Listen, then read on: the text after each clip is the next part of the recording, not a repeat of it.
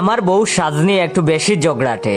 তাকে প্রথমে সহজ সরল ভেবে আমার সারা জীবনের কুকীর্তি সুকীর্তির কথা বলেছিলাম। সেটাই যে আমার জন্য পরবর্তীকালের কঞ্চিসহ বাস হবে তা বুঝতে পারিনি। মাঝে মাঝে সে আমাকে এমন ভাবে অ্যাটাক করে বুঝে উঠতে পারি না এটা আমার বউ না রেবের মহাপরিচালক। বউকে বলেছিলাম প্রথম যার সাথে প্রেম করেছিলাম সে ছিল দুধের মতো ফর্সা আর নামটা ছিল কত সুন্দর প্রেমা। তারপর প্রেমার সাথে ব্রেকআপ হওয়ার পর জান্নাতের সাথে প্রেম করলাম। তুমি জানো না বউ, মেয়েটাকে প্রথমে আমি চিনতে পারিনি, কয়েকদিন বাদে বুঝলাম মেয়েটা দানি লঙ্কা। উঠতে বসতে 7 বেলা আমার সাথে বাজে ব্যবহার করতো, তাই ওটাকে বিয়ে করার আগেই তালাক দিয়েছিলাম। আর তোমার সাথে বিয়ে হবার আগে রুম্পার সাথে প্রেম করেছিলাম। মেয়েটার ব্যবহার এত ভালো যে তোমাকে বলে বুঝাতে পারবো না। তোমার সাথে বিয়ে হয়ে গেল বলে রুম্পাকে ছেড়ে দিতে হলো। মেয়েটা ছিল একদম মধুর মতো।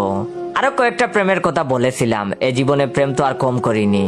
খাতা কলম নিয়ে সেদিন বসেছিলাম বউয়ের সাথে, মোট 17টা হয়েছিল। এই কথাগুলো আপন ভেবে বউকে বলেছিলাম, কিন্তু বউ যে এমন একটা কাজ করবে আমি জানতাম না।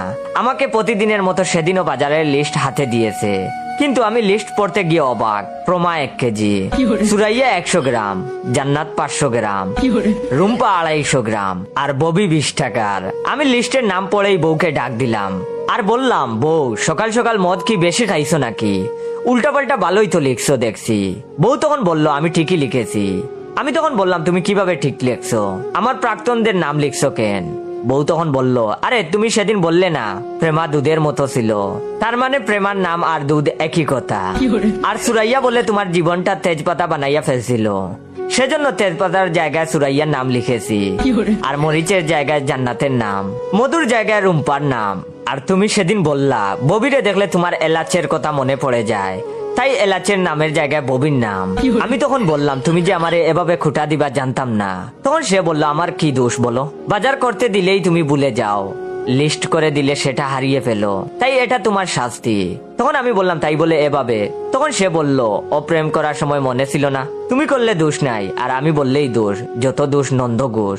যাও বাজার করে আনো, নইলে বাপের বাড়ি চলে যাব কিন্তু। এদিকে আমার এক কিপটা বন্ধুকে কয়েকদিন ধরে দেখতেছে খালি 5 স্টার হোটেলে রেস্টুরেন্টে ঘুরে বেড়াচ্ছে বউসহ, আর ফেসবুকে পিক দিয়ে বাসায় দিচ্ছে। কালকে রাতে দেখলাম বউসহ মালদ্বীপ যাচ্ছে, অথচ সে বউকে এক কাপড়ে বছরের পর বছর পার করিয়ে দেওয়ার মতো ছেলে। তখন আমি বন্ধুকে নক দিলাম কাহিনী জানতে, সে তখন মেসেজ সিন করে না। তারপর বন্ধুর বউকে নক দিলাম, সে যা বলল তা শুনে আমি তো সে বলল, ভাই আপনার বন্ধু কেমন কিপটা আপনি তো জানেন। তাই ওরে বুঝাইছি, আমরা যদি 5 স্টার রেস্টুরেন্টে ঘুরে ঘুরে ফুড রিভিউ করি আর বিভিন্ন রিসোর্টে কিংবা দেশের বাইরে গিয়ে কাপল ব্লগিং করি, তাহলে ফেসবুক ইউটিউব থেকে আমাদের অনেক ডলার ইনকাম হবে। এই লোভে আপনার বন্ধু এত টাকা খরচ করতেছে। আমি তখন বললাম, তোমাদের পেজ বা চ্যানেলের নাম কি? তখন সে বলল, এখনো